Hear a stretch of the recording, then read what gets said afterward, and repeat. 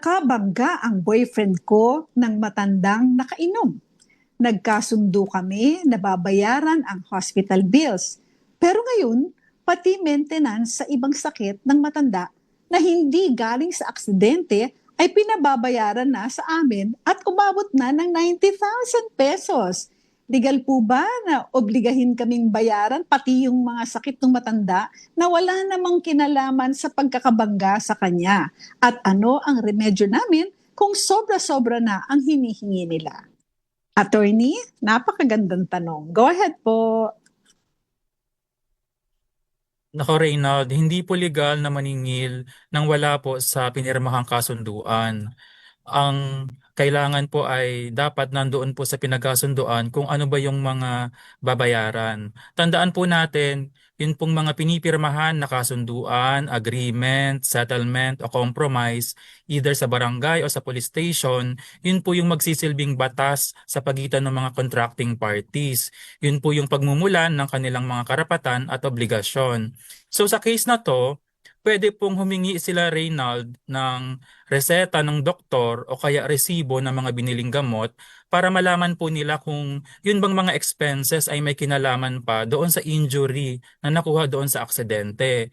Kung yun naman other party ay humihingi ng cash advance, ganun din po, humingi po sila ng proof na yung pong pinaglalaanan ng pera ay may kinalaman po doon sa aksidente. Otherwise, legal po na pwede nilang hindi po bayaran yung mga expenses na wala na pong kinalaman at or wala po doon sa pinirmahang kasunduan.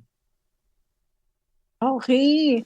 So, Miss Annie, no, thank you very much, Attorney Barrido. Very clear naman kung ano yung kanilang kasunduan. Ang pinag-usapan naman nila, yung mga hospital expenses dahil dun sa aksidente. Ako, Miss Annie, kung ako ang tatanungin dito, ang sasabihin ko, wag po kayong papayag kasi unang-una may kasunduan. Sabi nga ni Attorney, sundin ang kasunduan. Pangalawa, ay wala ka nang kinalaman dun sa kanyang maintenance, hindi ba? Yung mga dati niyang sakit. Ang dapat mo lang panagutan para sa akin ay yung merong relation dun sa aksidente, yung merong causal connection dun sa aksidente. Let's say, okay, nadala sa hospital, o di yung pagpapahospitalize, o may mga bayad sa doktor, o di yan, pwede. Dahil doon dahil doon sa aksidente. At pagkatapos merong pang let's say mga gamot dahil nga merong mga injury kailangan inumin ng gamot.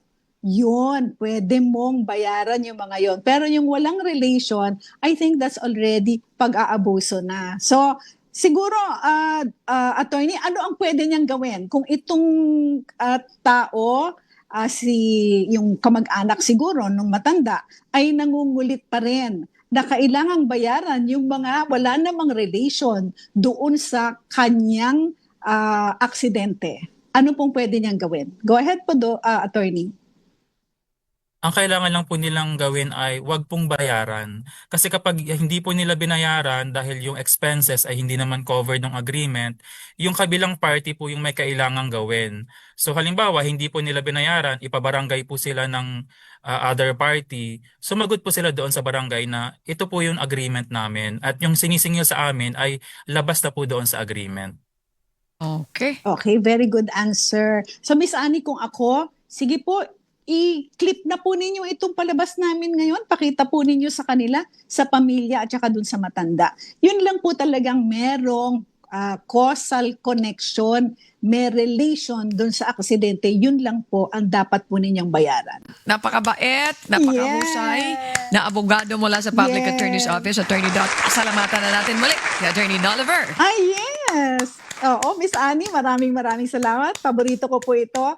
Attorney Noliver Barrido ng Public Attorney's Office. Hello po sa lahat ng mga PAO lawyers.